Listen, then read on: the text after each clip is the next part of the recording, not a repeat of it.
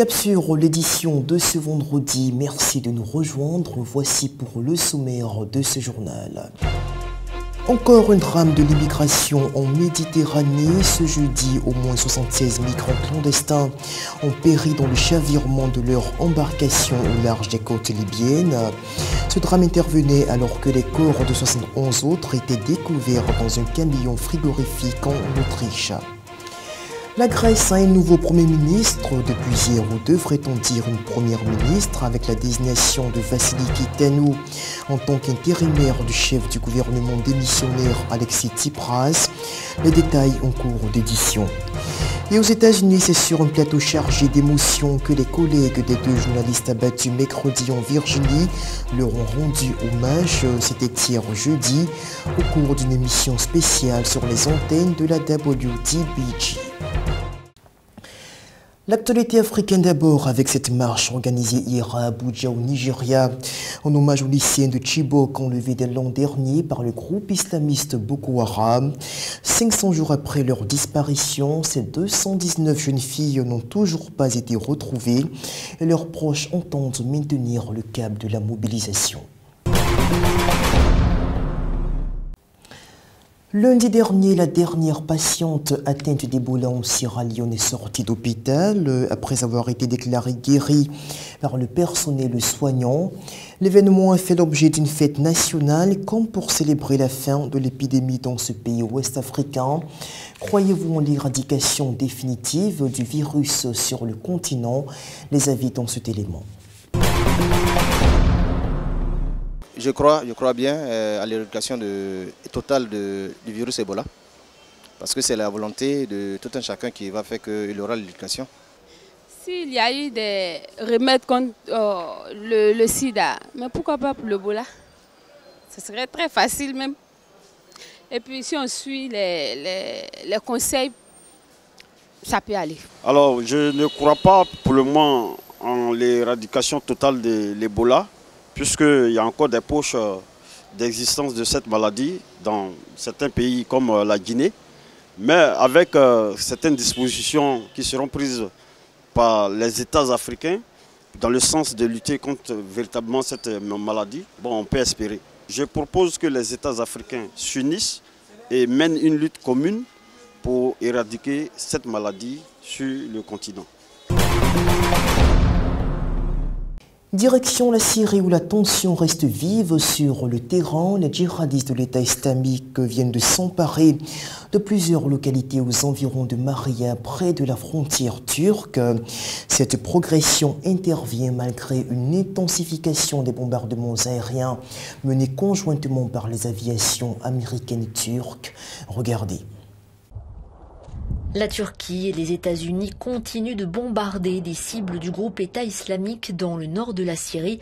Objectif, repousser les djihadistes d'une bande de territoire s'étirant le long de la frontière turque dans le nord de la province d'Alep et y établir une zone de sécurité. Des djihadistes qui continuent de grignoter du terrain dans la région. Ils se seraient emparés de 7 villages tenus par les forces rebelles et auraient pénétré dans les faubourgs de Marea. Dans le même temps, un cessez-le-feu de 48 heures entre rebelles et forces du régime de Bachar al-Assad est entré en vigueur ce jeudi dans 3 localités et des négociations sont en cours. Il s'agit de la deuxième trêve à Zabadani, bastion rebelle situé à 50 km de Damas, et dans les villages chiites de Foua et Kafraya dans la province d'Idleb. Cela faisait exactement 73 ans hier jeudi que des Juifs avaient été déportés de la principauté de Monaco vers des camps de concentration nazis sur ordre du gouvernement français de Vichy.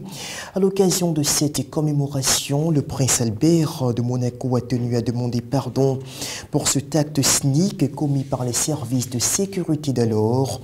C'était lors d'une cérémonie au cimetière de la principauté. Le prince Albert de Monaco a demandé pardon pour la déportation de Juifs pendant la Seconde Guerre mondiale. Jeudi, une commémoration a eu lieu au cimetière de la Principauté.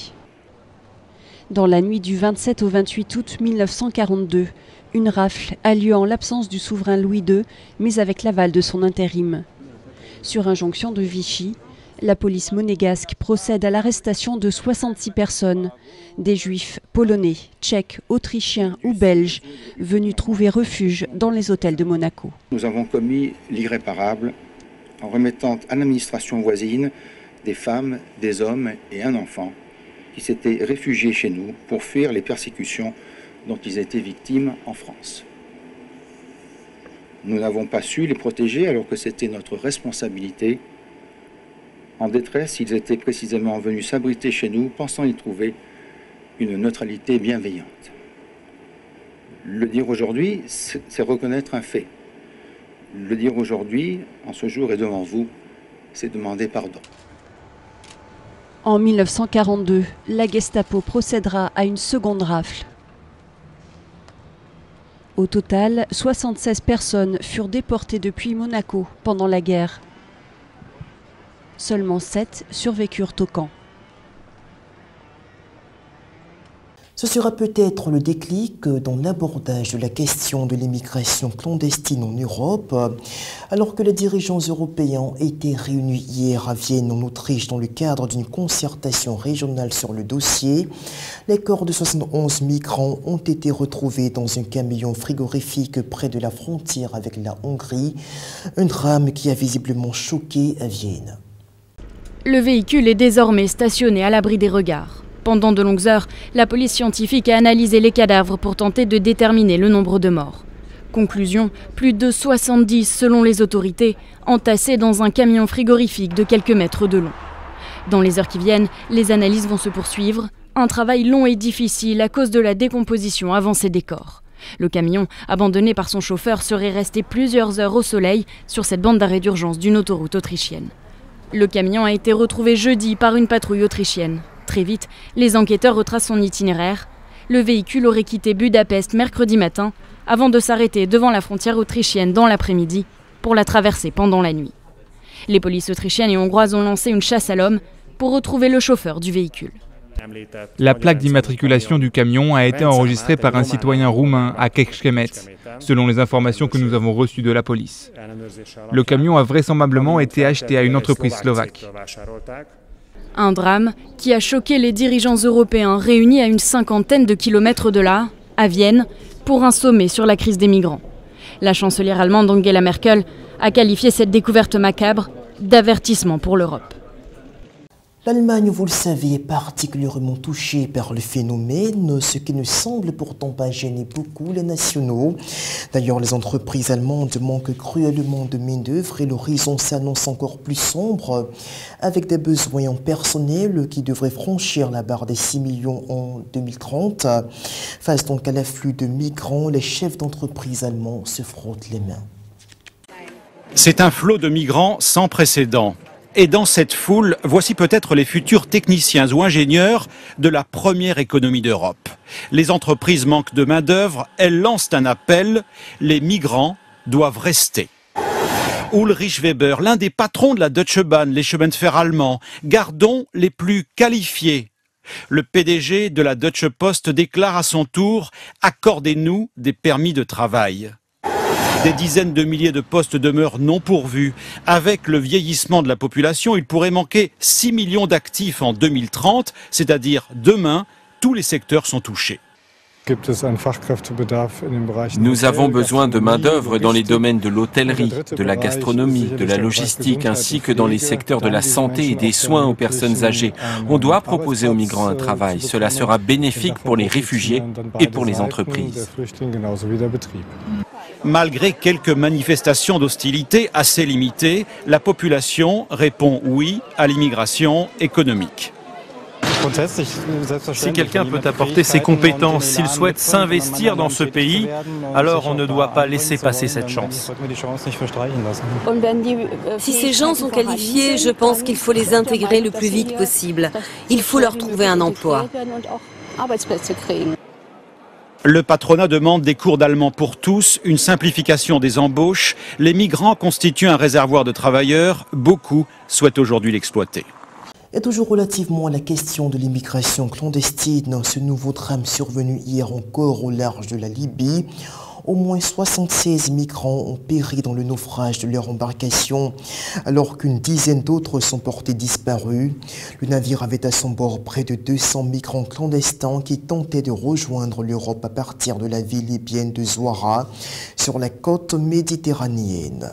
Nouveau changement à la tête de l'exécutif en Grèce. Ce jeudi, la désormais ex-présidente de la Cour suprême, Vassiliki Tanou, a prêté serment à Athènes en tant que chef du gouvernement par intérim après la démission d'Alexis Tsipras la semaine dernière.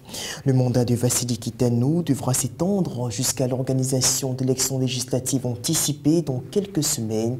Le reportage. En Grèce, Vassiliki Tanou a prêté serment ce jeudi après sa nomination au poste de Premier ministre par intérim. La cérémonie d'investiture a eu lieu au siège de la présidence de la République à Athènes. Cette femme de 65 ans, jusque-là présidente de la Cour suprême, devient ainsi la première femme à diriger un gouvernement en Grèce, un poste qu'elle occupera jusqu'aux législatives anticipées prévues dans les prochaines semaines. Elle devrait faire connaître la composition de son équipe ce vendredi. Vassiliki Tanou succède à Alexis Tsipras qui a annoncé sa démission la semaine dernière en raison des dissensions au sein de sa coalition. Une crise politique qui intervient sur fond de mesures d'austérité exigées par les créanciers en échange de soutien financier. Les législatives anticipées sont censées redessiner le paysage politique au Parlement. Alexis Tsipras compte bien retrouver son poste de Premier ministre à la faveur d'une majorité absolue que son parti Syriza espère bien obtenir. Comment gérez-vous votre surplus de nourriture? Pas sûr que la question se pose avec acuité sous les tropiques, mais en France, malgré la crise économique, les ménages ne se font pas prier pour jeter aux ordures ces nombreux aliments dont ils n'ont pas forcément besoin. Résultat, le gaspillage alimentaire tournerait autour de 12 à 20 milliards d'euros par an. On suit cet élément. Nous allons tout filmer avec une caméra discrète. Pour le premier jour, nous avons rendez-vous avec Benoît Hartmann. Écoutez, on va s'équiper. La chasse au gaspillage alimentaire, c'est sa spécialité. Ensemble, nous allons inspecter les poubelles de l'immeuble et récupérer les aliments jetés. Voilà le local poubelle ici. On va s'occuper que de la poubelle verte, allez, normalement. C'est là que ça se passe. Il faut mettre les mains dedans. Première trouvaille, dans ce filet, un oignon. Et là, il n'a pas l'air très abîmé celui-là. Il suffisait d'un coup de couteau pour pouvoir consommer évidemment tout le reste. Les fruits et légumes, c'est ce qui est le plus gaspillé. Un tiers des aliments jetés par les Français.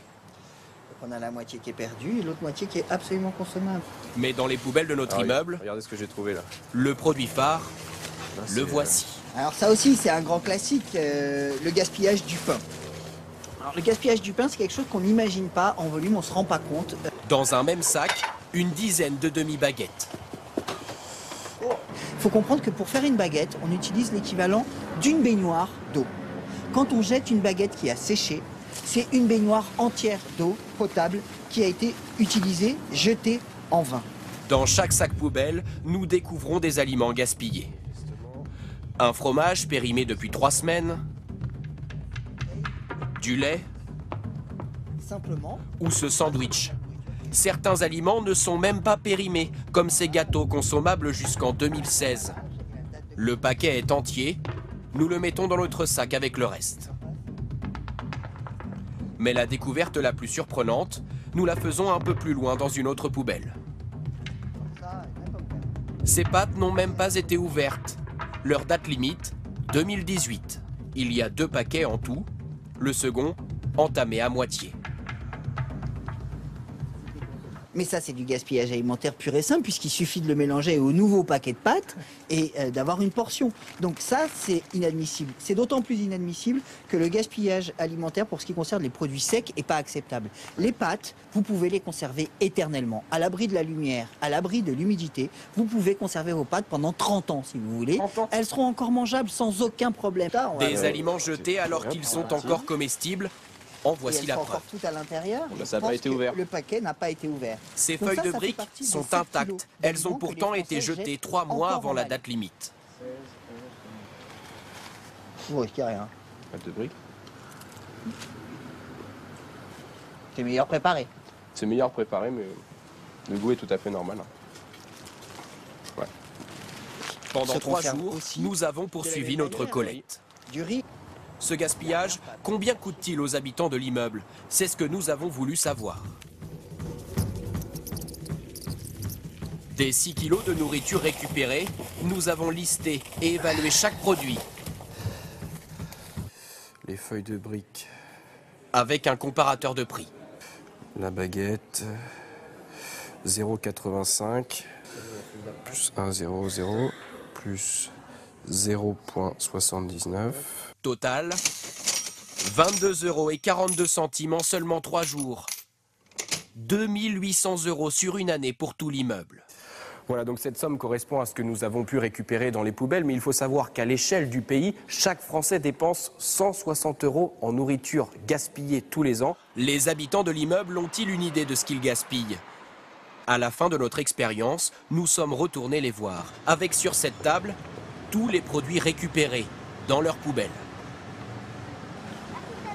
Qu'est-ce que c'est? Du pain? Là, il y a des céréales.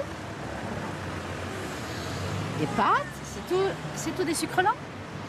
C'est surtout ce qu'on a récupéré dans les poubelles de cet immeuble. Ah bon? En 3 jours. Bah, c'est énorme. Là, madame, il y en a pour 23 € sur 3 jours. Ah oui, d'accord. Sur une année, ça fait 2800 €. Ah oui, d'accord, oui, c'est énorme. Ouais, on ne se rend pas compte en fait. Vous reconnaissez des produits que vous avez jetés peut-être? Non, il n'y a rien à moi. Non, je regardais si j'avais un bout de pain ou un truc, mais il n'y a rien. Vous êtes sûr? Oui, je suis sûre. Moi, je disais qu'il n'y a rien qui sort de chez moi parce que moi, le pain, je l'ai conservé dans sa boîte et elle est toujours fermée. Ça vous arrive vous-même de gaspiller? Non. Enfin, oui, ça arrive. Je pense que tout le monde gaspille, c'est sûr. Dès l'instant où le paquet est ouvert, où c'est un petit peu, je sais pas, les biscuits sont un petit peu ramollis, on jette tout, on fait pas attention. Le pain, c'est pareil. Et le gaspillage alimentaire s'aggrave de décennie en décennie. Il a doublé en 40 ans.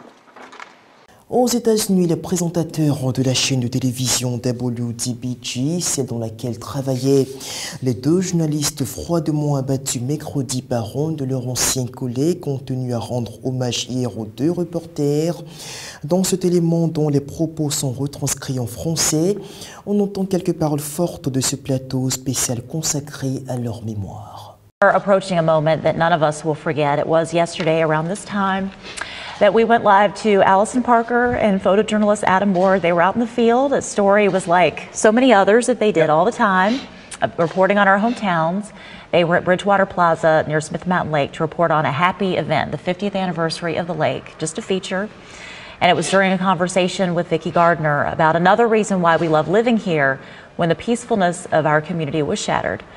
As we approach that moment, we want to pause and reflect, and we want to share with you once again what made these 2 so special, not just to us, but to all of our hometowns that WDBJ7 serves. Please join us now in a moment of silence. We're holding hands here on the desk. It's the only way to do it. We are ending this moment with our continued thanks and support for all of you at home. You've been our rock, our strength during this time. This hurts all of us so much, as you can see, but we will, with time, and the blessings of our many friends out there, all of you, we will heal from this. Alors à Abidjan, Côte d'Ivoire, le public a été interrogé sur ces meurtres inouïs. Naturellement que la mort tragique de ces 2 journalistes a suscité de l'indignation et bien sûr de la solidarité. Le micro-trottoir. Il faut dire que ça pose un problème, celui de l'état général des êtres humains et des hommes. Est-ce une raison parce qu'on se sent frustré de prendre une arme et d'abattre 2 personnes? À mon avis, je ne crois pas que ce soit la solution. Parce que nous croyons qu'il y a déjà assez de gens qui sont assez frustrés dans le monde. Et si tous ces gens frustrés-là doivent prendre des armes et abattre à bout portant leurs amis ou M. X ou M. Y, on n'en finira pas avec la violence dans le monde. Chaque jour, nous constatons que les gens sont de plus en plus malades. Malades physiquement, mais également malades émotionnellement. Je crois que l'instrument qui peut nous donner les meilleures réponses pour nous, hommes, c'est l'ouvrage de référence de celui qui a créé les hommes. Et l'ouvrage de référence de celui qui a créé les hommes, c'est la Bible, c'est la parole de Dieu. l'acte n'est pas normal. Il devait plutôt laisser les choses de la justice faire son travail que de se laisser faire selon l'esprit ce qu'il pensait. C'est pas normal. Toute disparition humaine est dramatique et déplorable. Alors si cela est basé encore sur des raisons, je peux appeler d'ethnie ou bien de race, c'est encore plus grave. Nous sommes tous des êtres humains créés à l'image de Dieu. Donc aucune vie ne saurait être soustraite pour quelques raisons que ce soit. Donc vraiment, c'est vraiment déplorable. Quelles que soient les raisons qui auraient poussé ces personnes à commettre l'acte, c'est pas bien. La violence a toujours existé aux États-Unis. Mais le fait que ce gars-là tue ses ex-collègues, franchement, c'est pas normal. De un, les Américains, ils passent des permis pour avoir des armes sur eux, ce qui n'est pas normal. Les armes sont normalement pour l'armée. Comment se fait-il que des civils aient des armes sur eux? Franchement, c'est pas normal. L'État américain doit voir ça. Et puis, le fait qu'il tue ses collègues-là, franchement, moi je ne suis pas d'accord avec quoi. La parole a plus d'effet que les actes. C'est une situation explosive qui prévalait hier dans les rues de Tiradentes au Brésil, avec de violents affrontements entre habitants et forces de l'ordre. À l'origine des heurts, une opération de déguerpissement qui a mal tourné. Le point dans ce reportage. Heure hier entre des policiers et des résidents à Tiradentes dans l'état de Sao Paulo au Brésil. C'est une opération d'expulsion qui a mis le feu aux poudres dans cette petite ville où 75 familles vivaient de façon illégale depuis 15 ans selon la police. Des habitants ont mis le feu à une quinzaine de véhicules. Ce mot de l'actualité chrétienne pour évoquer ce crime tragique perpétré au Pakistan le 30 juillet dernier. Un couple de chrétiens a été sauvagement attaqué par les parents de la mariée après que ceux-ci aient découvert leur lieu de résidence. L'époux de Nadia, une ancienne musulmane convertie à Christ, a été torturé à mort alors que sa conjointe, elle, n'a pu survivre à ses blessures. La famille de la jeune fille de 23 ans n'avait pas digéré sa conversion et son mariage à un chrétien. C'est donc ici que l'on se sépare pour l'édition de ce vendredi. Merci de nous avoir suivis. Vous serez demain en compagnie de Joël Trazier. D'ici là, portez-vous bien. Au revoir.